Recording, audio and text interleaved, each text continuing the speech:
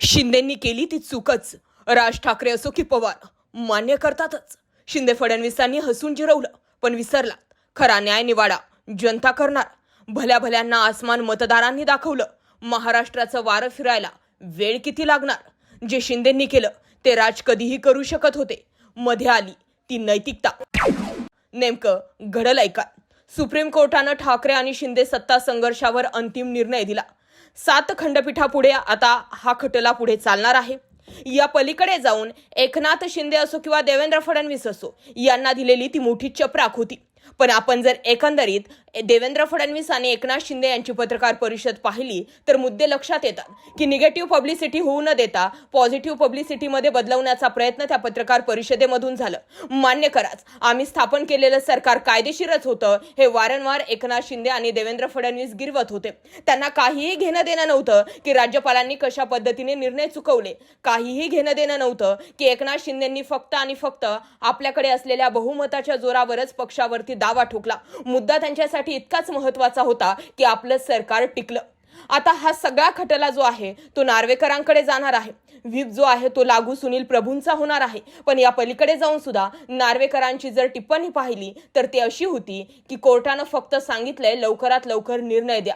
कधी द्या असं सांगितलं नाही, त्यामुळे लागेल तितका वेळ मी घेऊ शकतो. अर्थातच यामध्येच आणखी काही महिने घालवले जातील आणि पाहता पाहता पुढच्या मध्यावधी निवडणुका सुद्धा लागतील. पण या सगळ्या घडामोडी एका बाजूला असल्या तरी दुसरा मुद्दा लक्षात येतो तो शरद पवारांचा.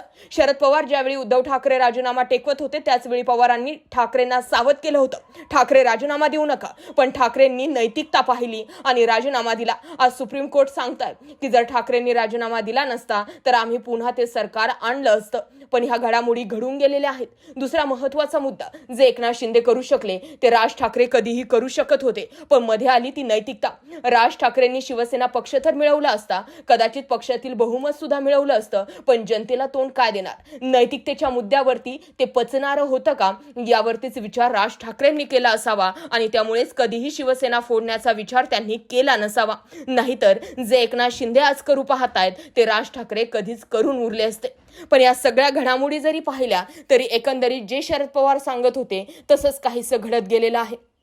फक्त संख्याबळाच्या जीवावरती पक्षावर दावा ठोकणं चुकीचं आहे असं सुप्रीम कोर्टानं म्हटलंय. आता पाहणं हे गरजेचं आहे की निवडणूक आयोग असो किंवा अध्यक्ष असो सर्वच जण काय निर्णय देतात आणि त्यानुसार वारं कसं फिरतंय. अर्थातच आणखी 1 ते 1.5 वर्ष हे वारं कोर्टातच फिरणार असंच दिसून येत आहे. कारण महाराष्ट्रातील ज्या ज्या एजन्सी आहेत, जे जे व्यक्ती आहेत ते सर्व व्यक्तींचे मत वेगळे आहेत आणि त्यामुळेच उद्धव ठाकरे यांच्यासाठी ही लढाई आता आणखी अवघड होत चाललेली आहे. सुप्रीम कोर्टातून काहीसा दिलासा मिळाला असला तरी ग्राउंडवरती मात्र उद्धव ठाकरेंना अजूनही आपली मशाल शाबूत ठेवण्याची गरज आहे. यावरती तुम्हाला काय वाटतंय कमेंटमध्ये व्यक्त व्हा. मुद्दा आणि विषय आवडला असेल तर जास्तीत जास्त जरूर शेअर करा. उद्धव ठाकरेंना त्यांची शिवसेना भेटेल का? व्यक्त व्हा. जय महाराष्ट्र.